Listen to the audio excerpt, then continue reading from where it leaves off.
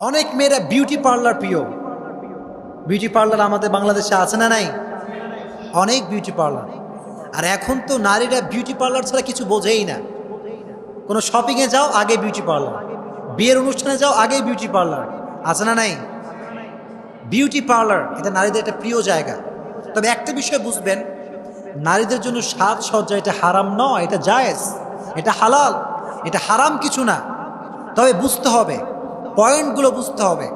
ইসলাম এটা সুন্দর একটা religion. Islam is most beautiful religion in the world. পৃথিবীতে ইসলামের মতো এত সুন্দর ধর্ম দ্বিতীয় আর কোনোটা হতে পারে? তাহলে ইসলামে সাজা জায়েজ, তবে সাজসজ্জার একটা রেস্ট্রিকশন আছে, একটা রুলস অ্যান্ড রেগুলেশন আছে, এটা সিস্টেমেটিক্যাল রুলস আছে, একটা সীমাবদ্ধতা আছে। এটার বাইরে গেলে এটা হালাল হতে পারে না। মেয়েদের সাজসজ্জার ক্ষেত্রে কয়েকটা বিধান রয়েছে, শোনা যাবে ইনশাআল্লাহ। এই যে বিউটি পার্লারে মেয়েরা যায়, তোমাদের বোন কেউ যেতে পারে বা মা যেতে পারে, যেই হোক, any kind of people can be, এটা কোনো সমস্যা নেই। কথাটা হচ্ছে কিছু বিধান জানতে হবে।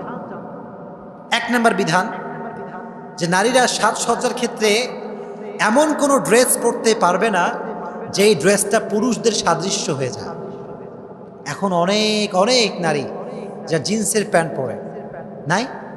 আছে আছে, জিন্সের প্যান্ট পরে ঘুরে বেড়ায় রাস্তাঘাটে, ওপেনলি পাবলিক প্লেসে জিন্সের প্যান্ট পরে, গ্যাবার্ডিং প্যান্ট পরে, আর নিজেকে মনে করে হামকি হনুরে, হামকি।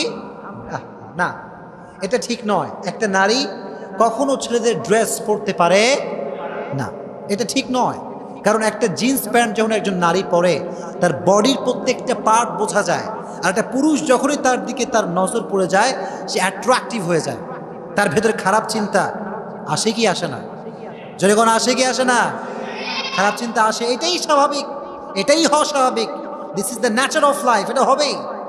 এই জন্য কোনো নারী এমন কোনো ড্রেস পরতে পারবে না যেটা পুরুষের সাদৃশ্য হওয়া যায়, যে পুরুষের সাদৃশ্য হয়ে যায়, এমন কোনো ড্রেস কোনো নারী পরতে পারবে। এজন্য নারীদের যে ড্রেসটা হবে, it will be loose, it's must be loose. এটা ফিটিং, এই যে ফিটিং যে পরে, টাইট টাইট ফিটিং হওয়া যাবে, এটা লুজ হতে হবে, ঢিলা ঢালা হতে হবে।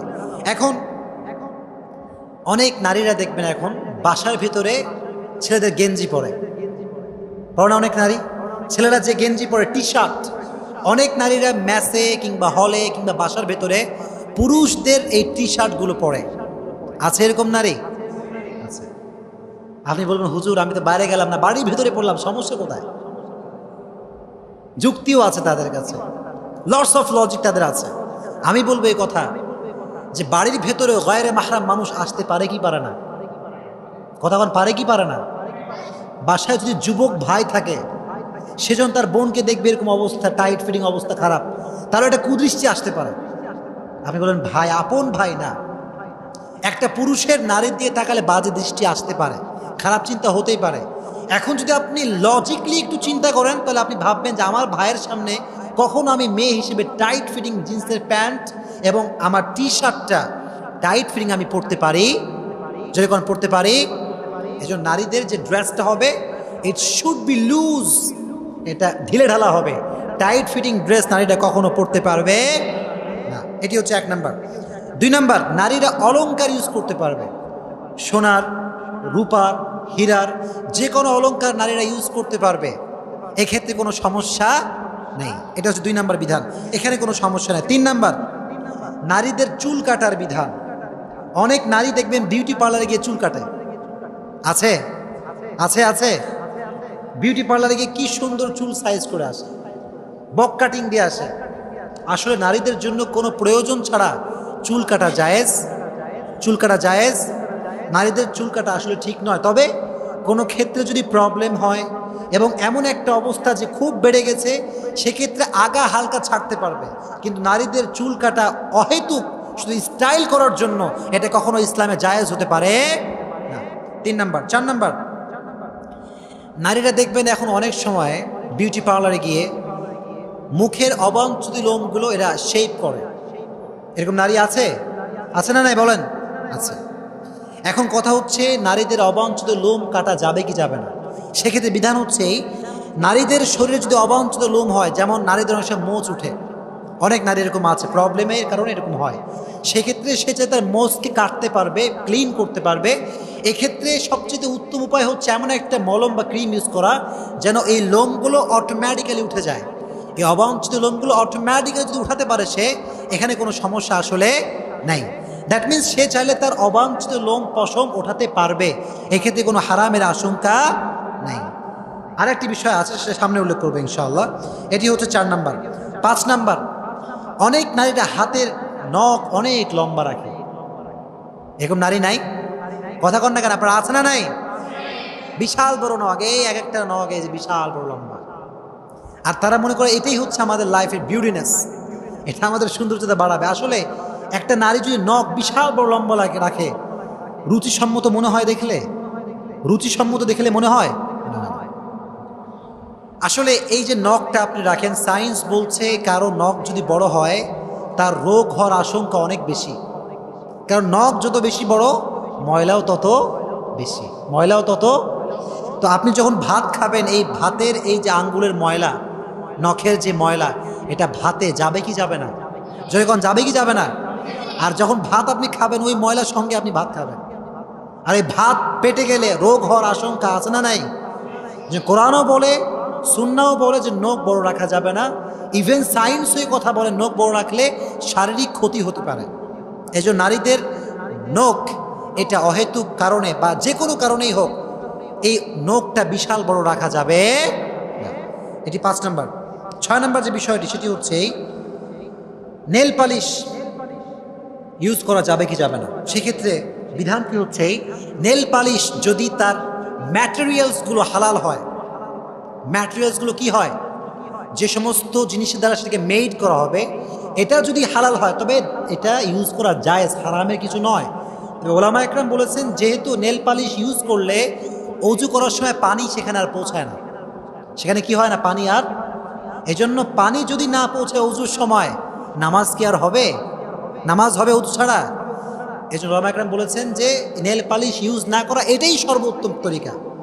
এজন্য নারীদের জন্য নেল পালিশ ইউজ করা কখনো ঠিক হতে পারে না। এটা হচ্ছে 6 নাম্বার। 7 নাম্বার, নারীরা মেহেদি ইউজ করতে পারবে। মেহেদি লাগায় কি লাগায় না? নারীরা লাগায় না? মেহেদি লাগায় হাতে। এখন অনেকে আমাকে প্রশ্ন করে, হুজুর যে মেহেদি তো শুধু হাতে আমরা লাগাই, পায়ে মেহেদি লাগানো জায়েজ আছে কিনা? এরকম অনেক নারীরা আমাকে প্রশ্ন করেছে এর আগেও। তারা লজিক দেয় যে হুজুর বিশ্বনবী যখন মেহেদি ইউজ করেছেন তখন তিনি দাড়িতে ইউজ করেছেন। কোথায়? যেরকম কোথায়? তো দাড়িতে মেহেদি বিশ্বনবী ইউজ করেছেন, সেই মেহেদি আমি কেমন করে পায়ে ইউজ করব? এরকম একটা লজিক আমাদের সমাজে আছে। আচ্ছা আমাকে কোন বিশ্বনবী যে তেল ইউজ করেছে, এই তেল কি শুধু বিশ্বনবী দাড়িতে ইউজ করেছে, পায়ে ইউজ করে নাই? বিশ্বনবী পায়েও তেল লাগাতেন, চুলেও তেল লাগাতেন। তো সেই ক্ষেত্রে যদি ওই লজিক না আসে, তাহলে এই ক্ষেত্রে এই লজিক কেন আসে রে ভাই? দ্যাট মিন্স কোনো মেয়ে যদি চায়, সে চাইলে পায়ে মেহেদি দিতে পারবে, কোনো সমস্যা সেখানে নাই। আর যদি সমস্যা আপনি বলেন, তাহলে আমি বলবো এই চুলেই শুধু তেল দিবেন আর বাকি কোথাও তেল দেওয়া যাবে। ব্যাপারটা আসলে এমন না। ব্যাপারটা হচ্ছে যে মেহেদি আল্লাহর হাবিব দাড়িতে দিয়েছেন, ঠিক আছে, তাই বিশ্বনবী কখনো বলেন নাই যে মেহেদিটাকে তোমার পায়ে ইউজ করো না, এরকম কোনো হাদিস বিশ্বনবীর নাই। এই জন্য নারীরা চাইলে পায়ে মেহেদি ইউজ করতে পারবে। আপনারা কি খুশি না বেজার? জানা যাচ্ছে কিছু? আলহামদুলিল্লাহ, নতুন কিছু আলহামদুলিল্লাহ পড়েন। আরেকটি বিষয় 8 নাম্বার, সেটি হচ্ছে নারীরা পারফিউম ইউজ করতে পারবে কি পারবে না। অনেক নারী রাস্তাঘাটে এমন পারফিউম ইউজ করে বের হয়, যুবকরা 14 মাইল দূর থেকে দৌড় দিয়ে আসে যে কে আসছে এখানে, দেখে আসে একটু। হয় কি হয় না?